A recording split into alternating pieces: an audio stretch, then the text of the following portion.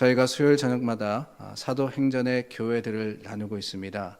성령의 역사로 세워진 예루살렘 교회에서부터 시작해서 오늘 저희가 이 에베소 교회까지 나누고 있는데, 그 대부분의 교회는 결국에는 사도 바울이 전도 여행을 통해서 세운 교회들입니다.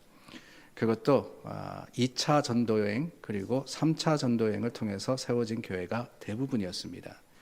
우리가 잘 알듯이 세 번의 전도여행을 통해서 소아시아와 유럽 지역에 바울이 복음을 전하지 않았습니까?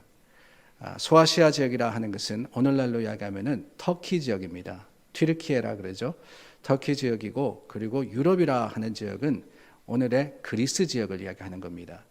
그래서 터키와 그리스에 복음을 전하는데, 오늘 저희가 나누는 이 부분은 바울의 3차 전도여행 중에 일어난 일입니다. 3차 전도여행. 근데 이 3차 전도여행은 이전에 1, 2차 전도여행과 조금 독특한 다른 면이 있습니다. 다름이 아니라 이 3차 전도여행에서 사도 바울은 무엇보다도 주님의 일꾼들을 세우는데 집중하여서 전심으로 행했다라는 겁니다. 1차 전도여행 때는 바울과 바나바가 한 팀을 이루어서 구브로와 그리고 소아시아 지역을 다니면서 전도했습니다. 근데 1차 전도여행을 가만히 보면은요, 참 특별한 능력이 드러나기도 하고, 또한 많은 기적적인 역사가 일어나긴 했지만, 사실 1차로 다녔던 그 지역의 교회가 쉽게 세워지지는 못했습니다. 그리고 지속적인 전도여행도, 전도 운동도 일어나지 않았습니다. 근데 2차 전도여행 때 그 사역의 내용이 조금 바뀌죠. 사실 2차 전도여행은 참 어려웠습니다. 출발부터 문제가 생겼지 않습니까? 바울과 바나바가 1차 전도여행을 다녀왔는데 둘 사이에 분열이 생겼습니다. 원래는 그 1차 전도여행에 다녔던 소아시아 지역을 다시 한번 돌면서 그 지역에 복음을 전하고, 또한 복음으로 인해서 교회가 생기고 믿음의 공동체가 일어나는 것을 목적으로 했는데, 그 계획이 어긋나기 시작한 겁니다. 바나바는 마가 요한을 데리고 먼저 떠나서 바울과 바나바의 1차 전도여행 지역, 그 지역을 먼저 가게 됩니다. 그러니까 바나바가 갔으니까 바울이 똑같은 지역을 갈 수가 없게 된 거예요. 그래서 실라를 데리고 이제 소아시아 북쪽 지역을 가게 되는데, 그 북쪽 지역에서의 전도도 생각대로 잘 되지는 않았습니다. 그런데 하나님의 성령이 이 바울과 실라를 이끌지 않습니까? 어디로 이끄느냐? 유럽으로 이끄시는 거예요. 그리스 지역으로 이끄십니다. 그래서 사역의 내용을 살펴보더라도 이 2차 전도여행 때는 한 곳에 진득하게 오래 있지는 못했습니다.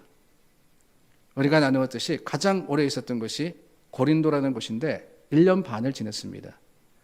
그리고 그 외 지역에서는 그저 몇 개월, 몇 주, 아니면은 스쳐 지나가듯이 쫓겨나는 경우도 많이 있었습니다. 참 감사한 것은 그랬음에도 불구하고 이 2차 전도여행 때 다녔던 그 지역에 많은 교회들이 생겼고, 우리가 나누었던 사도행전의 교회라고 했던 그 대부분의 교회는 바로 이 2차 전도여행 때 세워진 교회들이라는 것이 참 하나님께서 역사하시는 그 방법이 크고 놀랍구나라는 생각을 안 할 수가 없습니다. 1차와 2차 전도, 그 선교여행의 내용이 사도행전 13장에서부터 18장에 나오죠. 그리고 3차 전도여행이 시작되는데 3차 전도여행이 18장 23절에서부터 시작이 됩니다. 얼마 있다가 떠나 갈라디아와 부르기아 땅을 차례로 다니며 모든 제자를 굳건하게 하니라. 여기서부터 시작을 해서 21장까지 약 5년간의 기간을 지내면서 바울이 세 번째로 전도를 했던, 세 번째로 선교를 했던 내용들이 기록이 되어 있습니다. 근데 어떻게 보면은 이 3차 전도여행은 2차 전도여행과 비슷했다라고 할 수 있는 그런 부분도 있습니다. 다닌 지역을 보더라도 비슷했어요. 유럽으로 가서 그 유럽에서 소아시아 지역을 통과해가지고 돌아오는 그러한 전도여행, 또 2차나 3차나 가는 곳곳마다 하나님께서 예비하신 좋은 만남이 있었고, 그 만남을 통해서 교회가 생기고 또 믿음의 공동체가 드러나게 되는 그러한 비슷한 점이 있었는데, 다른 점이라면은 다른 게 아니라 이 3차 전도여행은 기간이 길 뿐만 아니라 바울이 한 곳에서 자리를 잡고 말씀을 전하면서 양육하는 일에 전념했다는 겁니다. 그 대표적인 예가 바로 우리가 나누고 있는 에베소라는 곳이었어요. 바울의 선교여행 중에 가장 오래 머문 곳, 약 3년이라는 시간을 지낸 곳이 바로 에베소입니다. 2차 선교여행 마지막 즈음에 잠깐 들렀던 곳이 에베소인데, 마지막으로 잠깐 들렀던 곳이 에베소인데, 그곳에 고린도에서 만났던 브리스길라와 아굴라 부부를 남겨두고 바울이 수리아 안디옥으로 돌아갔었죠. 그리고 수리아 안디옥에서 다시 3차 여행을 떠났는데 가장 먼저 갔던 곳이 어디냐? 그곳이 바로 에베소였습니다. 에베소에서부터 시작을 한 거예요. 근데 거기서 한 일이 무엇이냐? 다름이 아닙니다. 제가 읽어드렸던 18장 23절의 말씀과 같이 모든 제자를 굳건하게 하니라. 이게 중점이었습니다. 모든 제자를 굳건하게 함이라. 오늘 저희가 읽었던 본문의 말씀도 마찬가지입니다. 8절과 9절 말씀해 보니까 회당에 들어가 석 달 동안 하나님 나라에 관하여 강론하며 권면하되 어떤 사람들은 마음이 굳어 순종하지 않고 무리 앞에서 이 도를 비방하거늘 바울이 그들을 떠나 제자들을 따로 세우고 두란노 서원에서 날마다 강론하니라. 그 유명한 두란노 서원이 바로 여기 나오는 거예요. 두란노 서원에서 매일같이 하나님의 말씀을 전했습니다. 복음을 선포했습니다. 그런데 여러분, 이 8절과 9절 말씀에 중요한 단어가 있는데 다름이 아니라 하나는 떠나라는 단어고 또 다른 하나는 따로 세우고라는 단어입니다. 떠나 그랬어요. 떠나. 이 떠나라는 단어가 의미하는 것은 다름이 아닙니다. 두란노 서원에서 석 달 동안 강론했는데 사람들의 반응이 다 좋은 것은 아니었습니다. 하나님 말씀을 들었지만은 그 말씀을 들음으로써 오히려 마음에 문을 닫은 사람들이 있었어요. 말씀에 순종하기는커녕 바울을 비방하는 사람들이 거기에도 있었습니다. 그러자 바울이 어떻게 하느냐?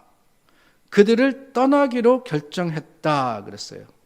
그들을 떠나기로 결정했다. 여러분, 이 떠나야 되겠다라는 바울의 생각이 참 중요합니다. 왜 그랬을까요? 어떻게 생각하면은 하나님의 말씀이 전해졌는데 그 말씀을 받아들이지 않고 자신을 비방하는 사람들과 계속해서 수고하고 노력해서 그 사람들을 예수께로 뒤집어야 되는데 그게 아니라 바울은 떠났다 그랬거든요. 떠났다. 왜 그랬을까? 저는 다른 게 아니라 priority, 우선순위가 뭐냐라는 것을 바울이 따졌기 때문이라고 생각합니다. 반대를 일삼는 사람들과 싸우고 있을 시간이 없었다는 거예요. 어떤 사람은 투쟁하고 따지느라 자기 생애를 다 바치는 사람이 있습니다. 물론 어떤 때는 항의하고 투쟁하고 따지고 그리고 그 가운데 이기고 지고 할 일이 있을 수도 있습니다. 그러나 여러분, 바뀌지 않는 현실을 가지고 투쟁하는 일에 모든 노력과 모든 수고를 다 하는 것은 사실은 지혜로운 일이 아닙니다. 본문에 바울이 비난하고 마음을 닫는 사람들을 떠나기로 결단한 것, 그것은 어쩌면은 자신의 경험에서 얻은 지혜가 아닌가 하는 생각이 들어요. 아덴이라는 곳 생각나십니까? 2차 선교여행 때 아덴에 가서 아레오바고라는 곳에서 이 바울이 거기에 있던 철학자들과 논쟁하지 않습니까? 바울 나름대로는 많은 것을 알았고 많은 것을 배웠기 때문에 지식적으로 철학적으로 하나님에 대해서 설명했습니다. 근데 그 결과가 어떠했느냐? 바울의 전도여행 중 어느 도시보다 철저하게 실패했던 것이 아덴이었습니다. 왜 그랬느냐? 다른 게 아니라는 거예요. 따지고 논쟁하고 누가 더 뛰어난 논리를 가지고 있느냐, 거기에 시간을 허비하다 보면은 진정으로 중요한 예수 그리스도의 복음의 본질을 잃어버리기 쉽기 때문에 그렇습니다. 저는 아마 바울이 아덴의 경험을 기억했기 때문에 이 에베소에서 비난하는 사람들과 논쟁하기는커녕 그들을 떠나지 않았나 하는 생각을 해보는 거예요. 사업할 때도 그러지 않습니까? 좋은 사업가는 포기할 것과 투자할 것을 잘 아는 사람이라고 합니다. 무엇을 포기하고 무엇을 집중해야 하는지를 알아야지만 성공할 수 있는 거예요. 좋은 믿음의 일꾼도 그렇습니다. 포기해야 할 일과 최선을 다해야 할 일을 알아야 합니다. 포기할 것을 포기하지 못하면 하나님의 역사를 보지 못하는 거예요.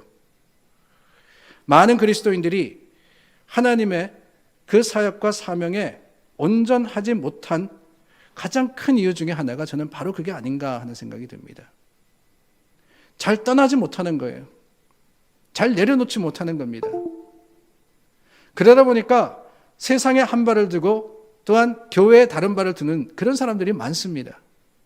어정쩡하게 살아가는 거예요. 포기해야 되는데, 떠나야 되는데 떠나지 못해서 이것도 좋고 저것도 좋으니까 그 중간의 삶을 살려고 하는데 절대로 가능하지 않습니다.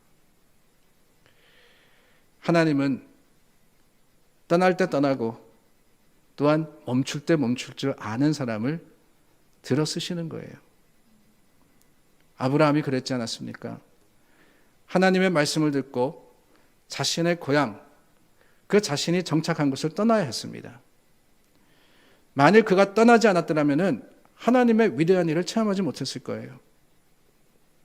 내가 가지고 있는 생각, 내가 가지고 있는 주장을 우리는 떠날 수 있을 때 그때 비로소 하나님의 역사를 체험하게 되는 겁니다. 에베소에서 특히 두란노 서원에서 바울의 그 복음 전파가 성공할 수 있었던 것, 그것은 다름이 아닙니다. 잘 떠났기 때문이에요. 잘 떠났기 때문에. 그곳에서 많은 제자를 세울 수 있었던 것은 먼저 과감한 떠남을 통해서 시작되었다라는 것을 우리는 기억해야 합니다. 그런데 여러분, 떠나는 것으로 다는 아닙니다. 두 가지라고 말씀드렸잖아요. 떠남과 따로 세우는 것. 따로 세우는 것도 대단히 중요합니다. 하나님의 말씀을 듣지 않고 비방하는 사람을 떠나서 말씀에 헌신하는 사람을 바울은 따로 세웠습니다. 하나님 말씀을 사모하고 그 말씀에 순종하기로 헌신한 사람들을 따로 세웠다라는 것이 중요하다는 거예요. 이것도 하고 저것도 하는 사람, 세상에 한 발, 교회에 한 발을 둔 그런 사람을 통해서 하나님의 역사가 이루어지는 것이 아니기 때문에 하나님은 온전히 헌신된 사람을 통해서 하나님의 역사를 이루시기 때문에 하나님께서는 따로 세워진 사람들을 귀하게 여기시는 겁니다. 오늘 우리가 따로 세워졌다라고 하는 것, 이것의 중요성을 안다면은 하나님 말씀 속에서 구별된 사람으로서 최선을 다해야 되지 않겠습니까? 그 따로 세워진 사람들의 헌신과 수고와 노력을 닮아가야 되지 않겠어요? 두란노 서원이라는 곳, 그곳에서 바울이 매일같이 말씀을 전했다 그랬습니다. 여기서 말씀하시는 매일이라는 것은 여기서 말씀하시는 하나님 나라에서 강론했던 날마다라는 그 의미는 그저 잠깐 갔다가 오는 게 아니에요. 아침부터 저녁까지 하루 종일 그곳에서 말씀을 듣기를 사모하고 또한 구별되어서 하나님의 백성으로서 사역하는 사람들에게 가르치고 그들에게 전하고 또한 그들을 독려했던 겁니다. 10절 말씀해 보니까 이 일을 얼마 동안이나 하느냐? 2년 동안이나 했다 그랬어요. 2년 동안이나. 온 유럽과 소아시아를 다니던 그 바울이 2년 동안 한 곳에 머물러 있으면서 소수의 사람들에게 말씀을 가르치는 것 쉽지 않은 결단이었을 겁니다. 그러나 그 바울이 이 일에 최선을 다했던 것은 그만큼 하나님의 사람을 구별하여 세우는 것, 하나님 말씀에 최선을 다하는 그 사람들을 하나님께 올려드리는 일이 얼마나 중요한지를 우리에게 보여주고 있는 거예요. 우리가 선교하는데 그렇습니다, 여러분. 선교가 무엇일까요? 하나님 말씀을 전한다라고 할 때 흔히 우리가 오해하는 부분이 있는 것 같습니다. 선교를 잘한다라는 것이 교회를 세우고 많은 프로그램을 하고 여행을 다니고 이런 것이라고 생각하기 쉬운데, 물론 그런 일들이 중요합니다. 그러나 선교라 하는 것은 무엇보다도 사람을 세우는 것이 우선이에요. 사람을 세우는 게 우선입니다. 가시적인 결과가 그 뒤에 따라오는 것이지, 아무리 선교센터를 또 교회를 잘 지어놓는다 해도 사람이 없으면 무슨 소용이 있겠어요. 바울이 그 귀중한 2년 동안이라는 시간을 에베소에서 가르치는 일에 집중했다는 것. 여러분, 고린도에서도 1년 반밖에 있지 않았습니다. 그런데 에베소에 있으면서 2년 동안 바울이 한 일이라고는 다른 게 없어요. 그냥 가르치는 일입니다. 가르치는 일. 그 가르치는 일에 전념했다는 사실을 우리가 기억하며 교회 안에서도 물론이거니와 또한 교회 밖, 우리 주위의 많은 사람들을 통해서도 우리는 사람 세우는 일에 최선을 다하는 그런 교회가 되어야 하리라 믿습니다. 더 중요한 것은 바울이 제자들을 따로 세웠다 그랬는데, 이 사람들이 물론 크고 놀라운 일들을 많이 했습니다. 그러나 바울의 사역, 이 두란노의 사역은 많은 사람을 집중한 게 아니라 적은 소수의 최선을 다한 사역이었다는 것을 우리는 깨달아야 합니다. 예수님께서도 그러시지 않으셨습니까? 예수님께서 12명의 제자를 키우는데 3년을 들이셨어요. 3년 동안 12제자와 함께 지내시면서 가르치시고 보이시고 또한 그들에게 천국의 비밀을 드러내셨습니다. 아니, 어떻게 생각하면은 많은 사람들을 모아놓고 그 대중들을 통하여서 세상을 변화시키는 것이 더 좋지 않을까? 예수님이라면 충분히 그러실 수 있을 것 같은데, 가시는 곳마다 많은 사람들이 모여들지 않았습니까? 그러나 여러분, 예수님은 이 12명에 집중하여서 그들을 훈련시키시고 그들을 사용하심으로써 예수 그리스도의 복음과 그 십자가의 진리를 전하셨던 거예요. 그러고 보면 늘 깨닫습니다. 하나님의 방법은 우리의 그것과는 너무나도 다르구나 하는 것을 말입니다. 사람들은 숫자를 중요하게 여깁니다. 그래서 숫자의 힘에 항상 자랑스러워하기도 하고 또한 부끄러워하기도 하죠. 많은 것을 가진 사람은 자랑합니다. 그러나 그 반면에 적은 것을 가진 사람은 숨기려고 합니다. 어떤 교회도 그래요. 교인들의 숫자 얼마나 중요하게 여기는지 몰라요. 우리 교회는 등록교인이 몇 명입니다. 그렇게 이야기를 하죠. 근데 제가 가만히 보니까 등록교인 몇 명입니다. 그러면은 우선은 의심하고 봐야 돼요. 등록교인하고 출석교인은 너무나도 다를 때가 많기 때문에. 근데 왜 굳이 큰 숫자를 이야기하느냐? 왜 등록교인을 이야기하느냐? 다른 게 아닙니다. 그게 세상의 방법이기 때문에 그런 거예요. 그게 세상의 방법이기 때문에. 사람들은 숫자를 의지합니다. 그러나 여러분, 기억하십시오. 하나님의 방법은 그게 아니에요.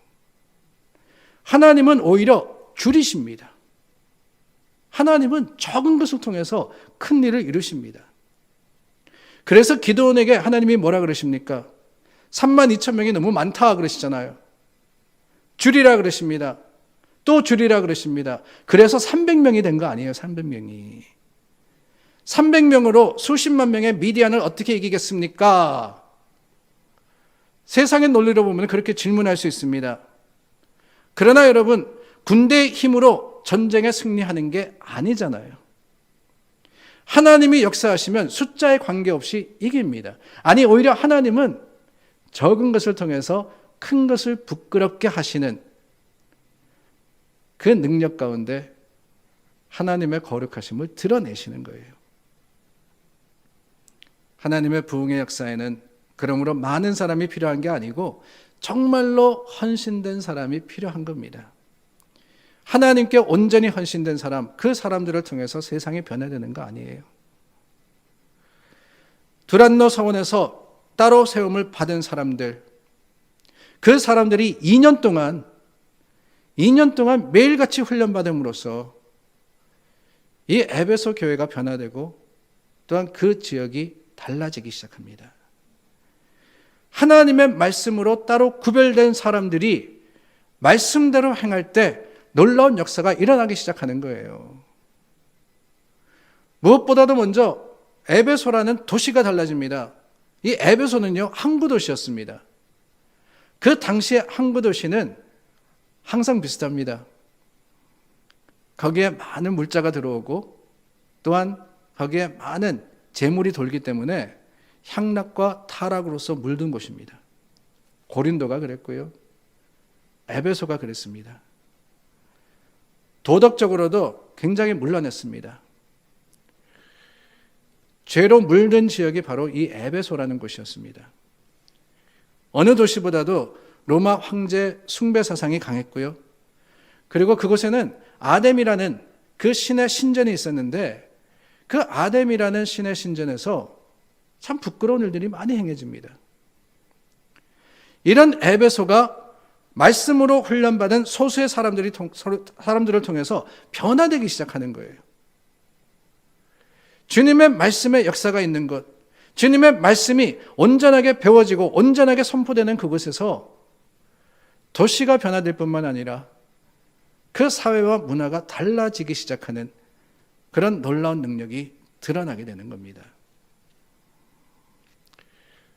세상을 변화시키는 데는 말씀드렸듯이 많은 사람이 필요한 건 아니에요. 소수라도 그 사람들이 하나님의 능력 안에 주님께 온전히 헌신된다면 세상은 분명히 달라질 수 있다는 사실을 우리가 기억할 수 있기를 바랍니다. 오늘 말씀에도 보니까 이렇게 도시가 변화되기 시작하니까 어떤 일들이 일어납니까? 11절과 12절 말씀에 보니까 놀라운 능력이 드러나기 시작하지 않습니까? 바울의 손으로 놀라운 능력을 행하게 하시니 어떤 능력이냐? 12절입니다. 사람들이 바울의 몸에서 손수건이나 앞치마를 가져다가 병든 사람에게 얹으면 그 병이 떠나고 악귀도 나가더라 그랬습니다. 말씀이 역사할 때 무너졌던 것이 다시 세워지는 거예요. 몸도 마음도 회복되기 시작합니다. 그래서 우리가 하나님을 표현할 때 여호와 라파라는 표현을 하지 않습니까? 여호와 라파는 치유하시는 하나님이십니다. 치료하시는 하나님이세요. 근데 그 치료라는 것은 그저 몸의 병만이 아닙니다. 물론 그런 놀라운 능력이 오늘 12절 말씀에 드러났지만은 그것만이 아니라 우리의 상한 마음, 상한 심령, 실패하고 좌절하여서 실망하는 그 마음과 삶의 모습까지도 하나님께서는 회복시키실 수 있음이 바로 여호와 라파의 고백에서 드러나는 겁니다. 하나님이 고치시고 하나님이 치료하시는 거예요. 병든 사람에게 얹으면 그 병이 떠나고 악귀도 나가더라 그랬습니다. 여러분, 이 말씀을 읽으면서 그런 일들 2000년 전 예수님 시대에는 많이 일어났지만 이제는 더 이상 없어 그러실런지도 모르겠습니다. 물론 성경 시대와 같이 이러한 회복의 능력이 강하고 그리고 놀랍게 일어나지 않는 시대를 우리는 살아갑니다. 우리 믿음이 약해서 그럴 수도 있고 의심이 많아서 그럴 수도 있을 것 같아요. 그러나 여러분, 분명한 것은 지금도 의사는 포기하지만 사람들은 희망이 없다 그러지만 하나님께서 역사하심으로써 이기고 회복되는 일들이 일어나고 있습니다. 그 횟수가 적다 그래서 일어나지 않는 게 아니라는 거예요. 그렇기 때문에 오늘 우리도 하나님 말씀 안에서 여호와 라파를 기대하고 그 여호와 라파를 선포하는 교회가 될 수 있기를 바랍니다. 병든 자가 있을 때 기도하세요. 마음이 상하고 어려운 사람들이 있을 때 여러분 하나님께 내어놓고 간구하시기를 바랍니다. 하나님 분명히 우리 기도 들으시고 분명히 2000년 전만이 아닙니다. 지금도 여러분들의 기도를 통해서 병이 낫고 악귀가 떠나가는 그런 놀라운 일들이 벌어질 것을 믿으며 그 믿음으로써 담대하게 선포하시는 하나님의 백성들이 되시기를 간절히 소망합니다. 그런데 여러분 오늘 말씀을 보니까 이렇게 하나님의 능력이 나타나자 흉내내는 사람도 생기기 시작했습니다. 13절부터 16절 말씀해 보니까 마술하는 사람들이 시험적으로 예수의 이름을 부르면서 내가 바울이 전파하는 예수를 의지하여서 명한다, 귀신을 쫓아내려고 했죠. 제사장의 그 7 아들들도 그런 일을 했다라고 했습니다. 근데 악귀가 뭐라 그러느냐, 내가 예수도 알고 바울도 알거니와 니네들은 도대체 누구냐, 오히려 물었습니다. 그리고는 덤벼들었다 그랬죠. 왜 그랬을까? 아니 분명히 예수 그리스도의 이름에 능력이 있고 예수님의 이름에 힘이 있는데 왜 분명히 주 예수의 이름을 불러 말했다 그러지 않습니까? 그랬음에도 불구하고 왜 귀신을 쫓아내지 못했을까? 저는 다른 게 아니라 여기 말씀에 보면은 시험 삼아라는 표현이 있습니다. 13절 말씀에 시험 삼아. 시험 삼아라는 것은 다르게 이야기하면은 흉내 냈다는 거예요. 흉내. 믿음으로서 선포한 게 아닙니다. 믿음의 흉내를 낸 거예요. 여러분 이게 얼마나 위험한 건지 모릅니다. 신앙의 흉내. 신앙의 흉내가 뭘까라고 생각하실는지 모르겠습니다. 신앙의 흉내는 다른 게 아니에요. 우리가 교회 생활 잘 하는 것처럼 보이지만 사실은 그 속에 하나님을 진심으로 믿고 하나님의 말씀대로 행하겠다는 믿음의 결단이 없다면은 우리는 흉내내는 것일 수 있습니다. 예수님께서 공생애를 사시면서 가장 신랄하게 비판하신 것이 바로 그거 아닙니까? 바리새인들을 향해서 회칠한 무덤 같다 그랬어요. 위선적이다라고 하신 겁니다. 겉모습은 거룩했죠. 모든 율법을 지키는 것 같았습니다. 신앙생활 잘했습니다. 헌금했습니다. 매일같이 나아가서 제사 드렸습니다. 그러나 예수님께서 그들을 향해서 책망하신 것은 무엇이었느냐? 겉과 속이 다르더라라는 것이었습니다. 흉내내고 있다는 거죠. 흉내내고. 오늘 우리는 말씀 앞에 우리 자신의 신앙을 비추어 봐야 합니다. 우리는 진실된 믿음으로서 주님 앞에 서는가? 내가 예배 자리에 나와 있지만 내가 예배 드리는 그 진정한 목적이 하나님께 영광 돌리며 주님의 말씀을 감사함으로 받기 위함인가? 아니면 체면 때문인가? 늘 자신을 살피면서 하나님 앞에 바로 설 수 있는 저와 여러분들이 될 수 있기를 바랍니다. 주님의 말씀에 힘이 있는 곳에 놀라운 능력이 드러났습니다. 18절과 19절 말씀해 보니까 많은 사람들이 자복하며 자신의 행한 일을 고백했다 그랬습니다. 마술을 행하던 사람들이 그 책을 모아가지고 와서 불살랐다 그랬습니다. 말씀에 있는 것에 회개가 있는 거예요. 말씀에 있는 것에 변화가 있는 겁니다. 에베소가 우상이 많은 곳이었다고 말씀드리지 않았습니까? 근데 말씀의 능력이 들어가다 보니까 그 말씀의 능력으로 인해서 삶의 가치가 달라지는 것이고 판단이 달라지는 거예요. 에베소 지역이 우상과 타락과 불신과 향락으로 물든 곳이었지만 하나님 말씀이 꾸준하게 전해졌을 때 그 말씀의 능력으로 변화되기 시작한 겁니다. 에베소 지역을 에베소 교회가 변화시킨 것처럼 저도 이 지역을 우리 교회가 변화시키기를 원합니다. 여러분들의 삶의 터전을 여러분들이 변화시키기를 축원합니다. 삶의 터전과 또한 그 현장에서 여러분들과 함께 하시는 분들이 여러분들의 신앙과 믿음을 통해서 바뀌지 않는다면 오늘 우리도 해칠한 무덤과 같다는 그 예수님의 책망을 받을 수 있다는 사실을 기억하고